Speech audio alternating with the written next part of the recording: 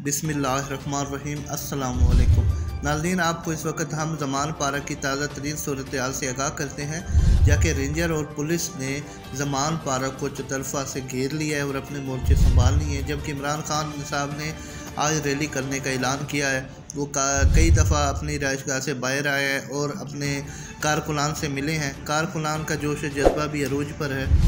मुख्तलिफ़ इलाक़ों से जो कारकुनान है वो बड़े जोश जज्बे के साथ यहाँ पे शिरकत के लिए आ रहे हैं। कई जगह पे पुलिस ने उनको रोकने की कोशिश की है, लेकिन वो अपना नहीं रुके, किसी न किसी ज़राए से ज़मान पार्क पहुँच रहे हैं।